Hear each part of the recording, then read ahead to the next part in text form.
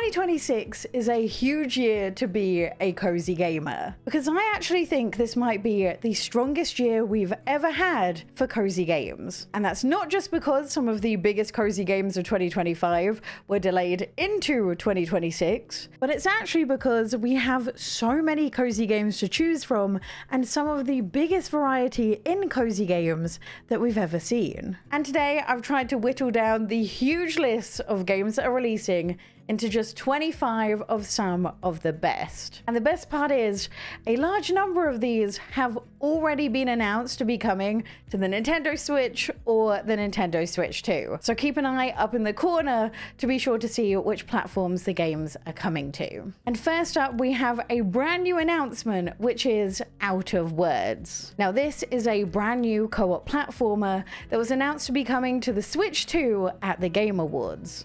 And I am in love with this claymation style. This follows Kurt and Carla as they explore the colourful realm of Vocabulantis, where everything you see here is crafted by hand. The only catch is, as you can probably guess, in this world they're actually unable to talk. And throughout their journey you'll see anything from ancient catacombs to huge skyscrapers, all the while solving puzzles that require you to work together in ways only a co-op game can make you. They've also already said that this is going to have couch co-op, which is actually something that I've seen lacking in some co-op games recently. And the good news is, if you haven't quite got around to getting a Switch 2 yet, this isn't an exclusive game, as this is also going to be coming to PC, Xbox, and PlayStation. Next up, we have Outbound. Now this is a game I've had my eye on for a while, so I was so excited to hear the news that just got announced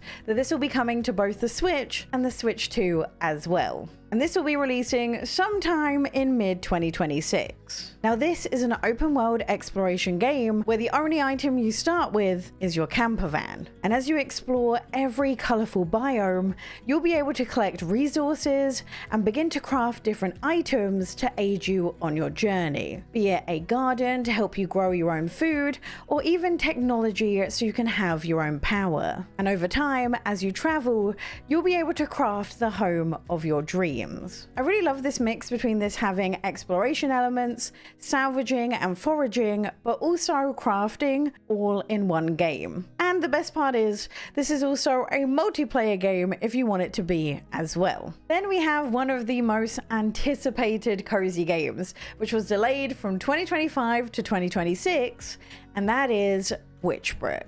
This is basically the equivalent of GTA 6 for the cozy gaming world, because at this point it has been almost 10 years since Witchbrook was first teased to us. And fingers crossed 2026 is the year that we get our hands on it. All jokes aside, I am always very happy to see a dev team delay their game to try and make it the best it can be. And truthfully, I'm just so glad the Witchbrook team are in a position to make this game exactly what they want it to be. And despite the delay, this is still easily my most anticipated cozy game, as this is a life sim set in the magical world of Mossport, a city which is not only teeming with life, but will also become your home for the next couple of years, because you are very much a witch in training. So this means you'll spend your days at the college developing your magical abilities, doing anything from brewing potions, participating in rituals, or even seeing what your future holds in the stars. And when you're not spending your time either at class, doing assignments, or studying, you can spend your free time either making friends, playing games in the arcade,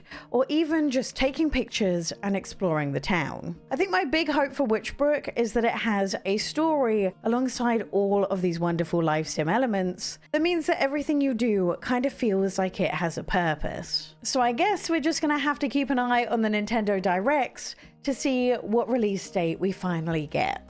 Next, we have inKONBINI, One Store, Many Stories. I played the demo of this game earlier this year, and this truly stood out to me. I think this is going to be such a special game, as this is a narrative-driven shop sim all about connection, nostalgia, and the quiet beauty of a daily life set in 1990s Japan. And in this you play as Makoto, a college student who works in a small town convenience store. But this is so much more than just a shop sim. And even though you are in charge of everything, including ordering the stock, deciding what makes it to the supermarket shelves, and stocking it, what this game is really about is the conversations you have and how you help each of your customers. As just through simple conversations, you'll be able to listen to their stories and uncover the secrets of small town life. But I think the thing that really stood out to me about this is the fact that there are branching dialogues. You get to pick your answers to each of the customers and what type of conversation you're going to have with them. And I think this is what's going to make it truly special. Next up, we have Pokopia. I am equal parts excited and nervous about this game, as I'm going to admit this is probably a little bit more expensive than I was expecting it to be. Now, one thing that might fill you with a little bit of hope is the fact that Game Freak, the creators of Pokemon, aren't the ones behind this game. Instead, it's actually made by the developers of Dragon Quest Builders 2. And I do think once you start paying attention to the trailer a little bit closer, it becomes pretty clear that they're the ones behind this. Now, this appears to be a Pokemon life sim with a story, because despite the fact that Pokemon and people once lived happily together, this is a world that has withered and died, and it seems like all the humans are gone. Now, you play as this adorably cursed Ditto human, who, after finding a very special Tangrowth, decides to try and revive the land and bring Pokemon back into it to live once more. Now, in this, basically the more you decorate your island, the more types of Pokemon will be attracted to come and live here. But the really unique part is, each of the Pokemon who arrive will actually teach you, the Ditto human, a new skill which you can use across the island. And we got to see some examples of this in the trailer, including a Squirtle, which can teach you to use water gun so you can water plants. We also see a Hitmonchan, who can teach you to punch down walls, and a Drillbur, who can teach you how to dig so you can farm. But things go a little bit further because you're a Ditto, as you can transform into Pokemon like Lapras so you can sail the seas, or even Dragonite so you can fly, allowing you to explore far more than just the island you start off on. Now, so far we haven't got any indication of how big this game is going to be, or if there's really any reason to explore, but we're just going to have to wait until March 5th to find out if this is truly worth the price. Next up, we have Grave Seasons. Now, if you're someone who loves the darker side of cozy games, this is going to be something that you're really going to be interested in.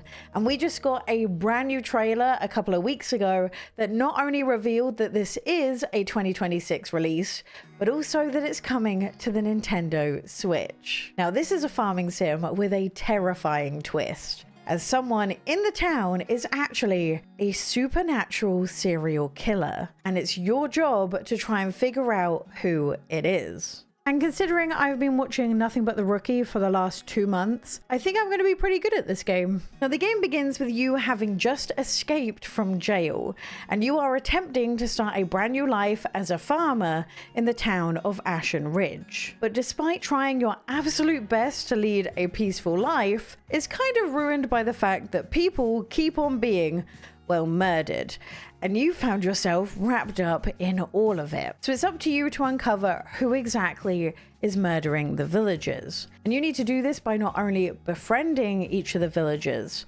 but also a little bit of breaking and entering as well. And I do love the fact that in this, your friendships truly matter. As if you can figure out who the next victim is, you might be able to save them. And everything that you do or don't do is going to impact the story. I am so excited for this, and my prediction is that we're going to expect to see this sometime around Halloween, because it is the perfect game for the season, so I'll definitely be keeping an eye out. Next up is My Time at Evershine, and yes, this is by the same team who brought you My Time at Sandrock and My Time at Portia, and this truly seems like their most ambitious game ever. As in this, you're not just a builder who's trying to help out in the town. Instead, you are the governor of an entire town. Now this takes place 3 years after the events of My Time at Sandrock, and it's your job to turn this small settlement into an entire city. And to do that, you'll not only need to make new buildings, which you can control every element down to its exact look, but you'll also need to convince and recruit settlers to come and live in your town. But the best part of all of this is that it's still, at its core, a life sim RPG, meaning that there's friendship, romance, and the driving force of everything that you do is a story all to do with ultimately starting a brand new life in an area rife with conflict. So far, they said they're aiming for a 2026 release, but we haven't had any news on an exact date yet. Next up, we have Moomintroll's Winter Warmth. This is the spiritual successor to Snufkin Melodies of Moomin Valley, and this is an absolutely beautiful story-driven puzzle adventure. And this follows Moomintroll on a journey after he unexpectedly wakes up from his winter hibernation early, and he finds himself alone for the first time ever in a world that he barely recognizes. And in order for him to face his fears and get through his first winter in Moomin Valley, he's gonna need a little bit of help. And this is a game all about people helping each other despite their differences. Truly, I feel like this is the exact game that we need right now. And even though they haven't said which platforms they're coming to yet, I do think, given their last game was on the Switch, that this one will be too. Next up, we have Tomodachi Life Living the Dream. Now this is coming out in spring 2026, and I couldn't be more excited. And I'm so glad this beloved series is finally getting a sequel that looks to be just as wonderfully cursed as all the previous games. Now this allows you to make your very own Mii character that will live on the island. And I think this is truly a sandbox experience where you can get up to just about whatever you want to. But just be warned, it's going to be, as you can see from the trailer, an absolutely wild experience. The thing I am the most excited for when it comes to Tomodachi Life is just seeing what people get up to. And I'm just so glad that we don't have to wait long to experience this. Next up, we have Moonlight Peaks. This is a farming sim unlike anything we've seen before, as in this your character is a vampire. And because you're not playing as a human, this makes every single element of this farming sim a little bit different. Because first of all, as you're a vampire, this means you can actually only tend to your farm at the dead of night. And when the sun rises, you need to be nicely tucked away in your coffin. Otherwise, you might, have some issues. The seeds that you plant and also the animals that you take care of are also not of this world. And the villagers in your local town are also all sorts of fantastical creatures. And yes, you can even date them. But the element that really caught my eye about Moonlight Peaks is the ability to transform into different creatures, each with their own abilities. So far, we know that you can transform into a bat so you can get across your farm quicker. We've also seen the ability to transform into a cat as well. But outside of the farming sim aspects, there seems to be so much to do, with there being mini games for you to take part in, an entire town to explore, and a story that sees you try and unravel the mysteries of the 7 families that inhabit Moonlight Peaks. Now, even though we haven't got any news of which platforms the game is coming to officially, I will say that the publishers of this game are marvelous. The same people who published Storia Seasons Grand Bazaar on the Switch and Switch 2, and Rune Factory Guardians of Azuma on the Switch and the Switch 2. So all I'm saying is, if this shows up in a Nintendo Direct sometime in 2026, I'll be excited, but not surprised. Next up, we have The Witch's Bakery.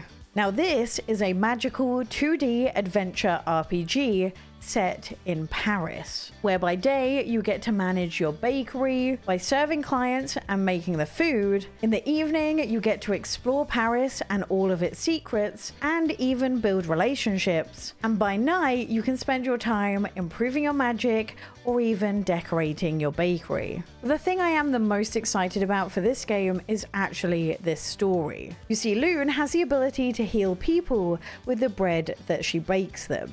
And to do this, she needs to enter what's called a Heart Palace, a magical space where emotions and thoughts can take shape. And as Loon guides the personified emotions back to the person's heart, she'll not only learn about her customer's deepest struggles, but also the key ingredients she needs that will heal them. I know this is a story that is gonna break me, but in the best possible way, and I can't wait to play it later in 2026. Next up we have Woodoo, and this is another super unique take on what it means to be a cozy game. You see, this is actually a cozy diorama puzzle game, seeing you assemble these stunning 3D wooden scenes piece by piece. Now the puzzle element is actually just trying to figure out where each piece fits. And this will involve you getting really into the detail of every part of these dioramas. But I think the part I've enjoyed the most when I played the demo is actually the fact that every diorama tells a story. And truly every single part of this game just makes me feel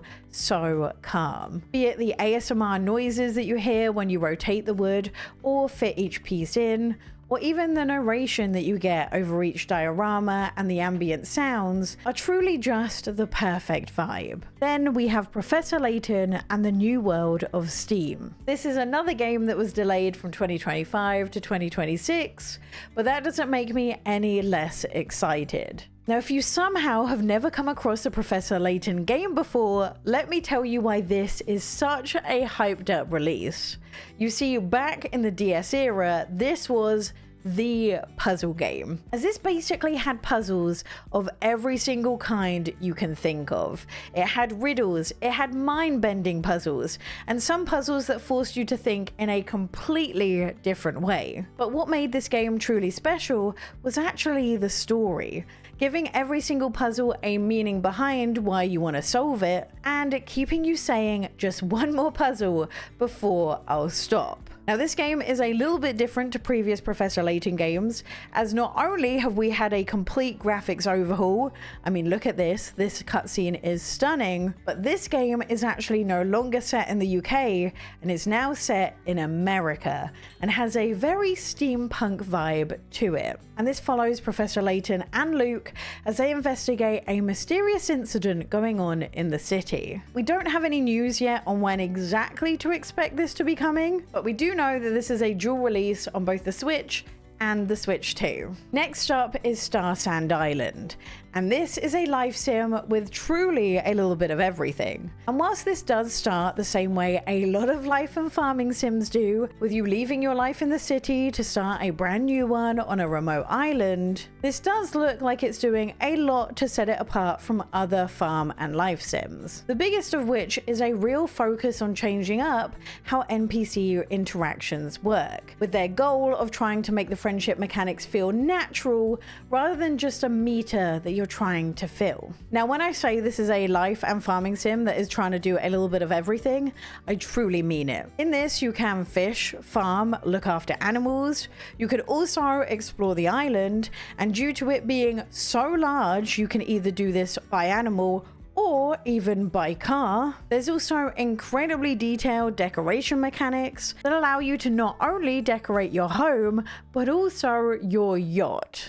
So I'm guessing this is a game where you're going to be grinding out a fair amount of money. There's also the ability to take on the ruins and obtaining rare loot and items from taking down enemies. I truly hope this is everything the developers set out for this to be. Next up we have Hela, and this is coming out sometime in spring 2026. This lets you see the world through the eyes of a little mouse. As in this, you are actually the familiars of a witch who has just fallen ill, and it's your job to explore the land and solve puzzles, all in the hope of finding ingredients and brewing a potion that saves her life. And this is either a game which you can enjoy by yourself or with a friend. And the thing that I really enjoyed when I got to play this myself at Gamescom is just how much fun it is to run around, as you are a mouse equipped with a lot of gadgets, as you not only have the ability to glide, but also to swing Spider-Man style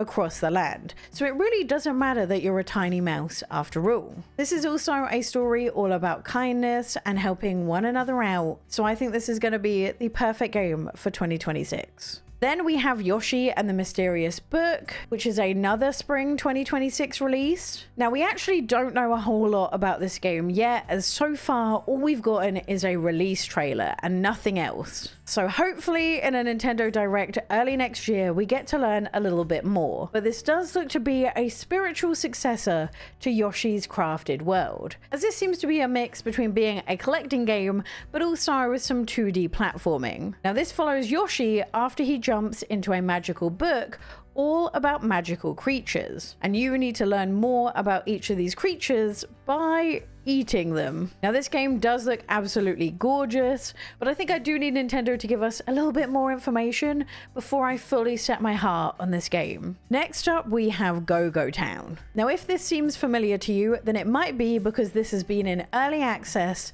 for the last 1.5 years. But this is finally getting its full release sometime in 2026. Go-Go Town sees you become the mayor of a small town. The only issue is, when you were given the job, no one actually told you that you were becoming the mayor of a town with a crumbling economy and nothing but vacant homes. So you need to transform this empty land into a brand new tourist destination. And this puts you in charge of absolutely everything, as you'll be doing far more than just decorating the town. As not only will you get to choose what buildings are placed and where to build them, but you also need to convince people to live in the town. Then you need to hire them to work in each of the stores that you've built, and you'll even need to build supply chains to the stores for them to function. But of course, you can also terraform and decorate as well. And even though these management games can sometimes feel a little bit stressful, this truly isn't the case in Go-Go Town,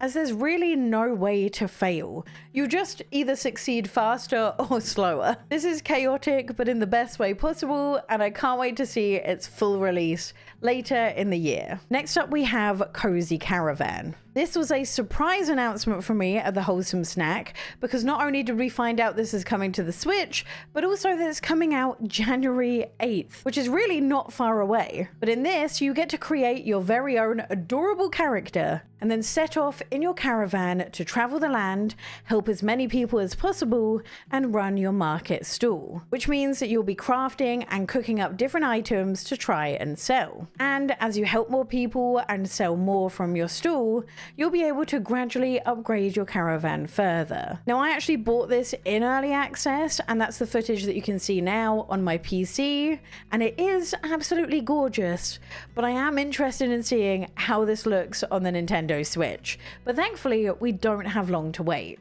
Next up, we have Cappy Castaway, and this is a whimsical adventure that follows a young capybara and a clever crow as they set off together to find their way home. And throughout this journey, you'll be able to explore a mysterious island, collect different items and trinkets that you find, but also tackle and solve puzzles as you go. And if that's not enough, you also get to put on these adorable hats as well. Now, I have played the demo of this before, and the thing I really liked about what I played is the fact that both the capybara and the crow have different abilities, and the puzzles rely on you figuring out what those abilities are and different ways to use them together. I've truly been living for the capybara love that we've seen in 2025, and I don't want it to end in 2026. Next up, we have Coffee Talk Tokyo.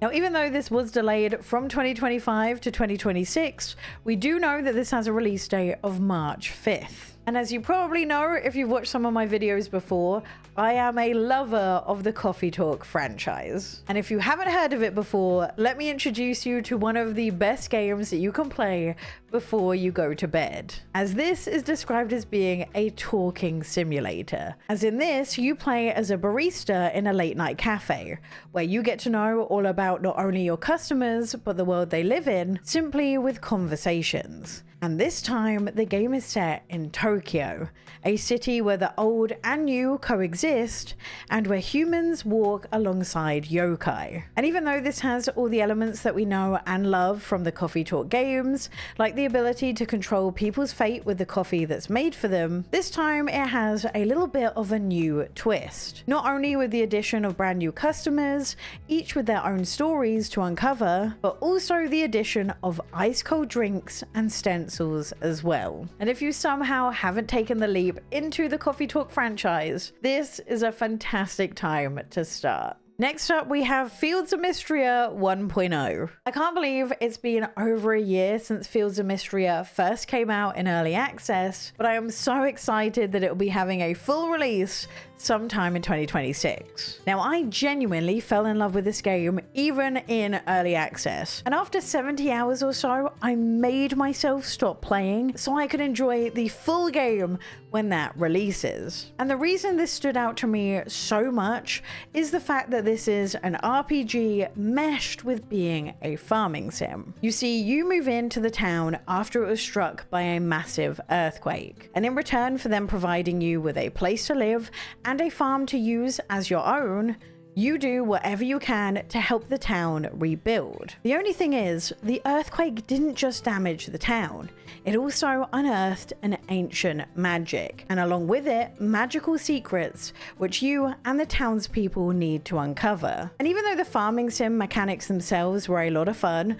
especially with the introduction of magic into your daily routine, and the ability to level up each skill to make it more powerful, the thing that stood out to me was truly the characters. And not just because this guy looks like Hal from Howl's Moving Castle. You see, this game is all about community, and the fact that the villagers interact with not just you, but one another, makes this feel alive, as it doesn't feel like the whole town is revolving around just you. Like, take for example the Tavern nights. You can listen in on all the goings on, be it a group playing D&D, a wine night that's happening close to the bar, or even the kids just messing around getting to know one another. Now, all we know so far is that this is going to have its full release on PC sometime later this year, and once the PC version is out, they're going to be looking into consoles. So if you are a Nintendo Switch player, do not lose hope.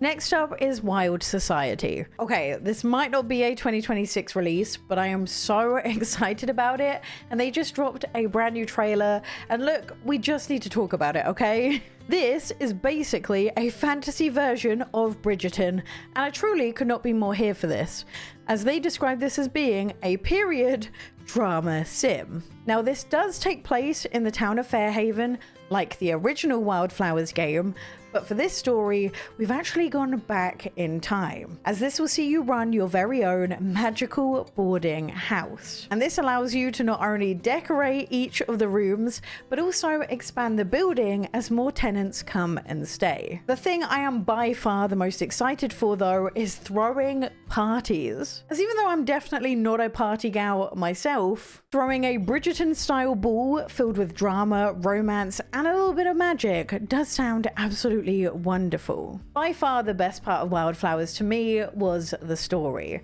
and this is looking like it's going to be no different, with you playing as a character named Vivian. We don't know when to expect this game, but I just had to talk about it because I am so excited. Next up, we have Tavern Talk Stories Dreamwalker. This is a sequel to another one of my favorite cozy games that came out in 2024, and this is a franchise that's very much inspired by Coffee Talk, as it is a D&D visual novel. And in this, you get to run a seaside tavern serving all those who pass through the realm. The only thing is, much like the original game, you have a special ability, as the way you make drinks for your guests can affect their fate. And even though you never leave the comfort of your own tavern, you get to learn all about this magical realm through your conversations.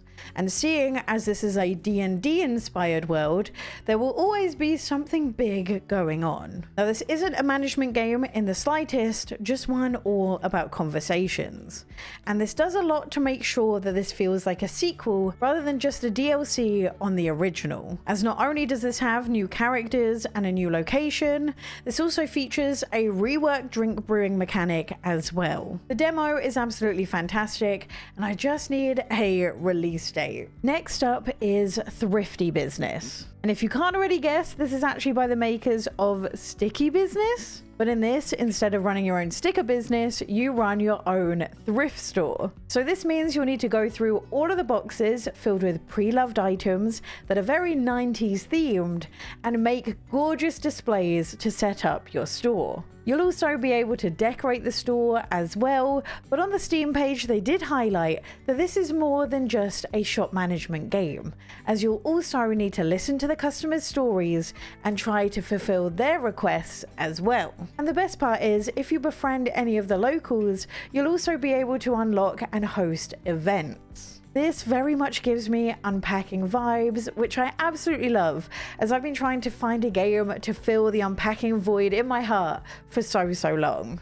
Now, so far, all we know is that this is coming out sometime in 2026, but seeing that Sticky Business was on the Switch, I expect this one to be as well. The final game on today's list is one of the best types of game because it is a free update to one of the biggest franchises in cozy gaming, and that is the Animal Crossing New Horizons 3.0 update. I have been so happy that I've had a reason to play this game again.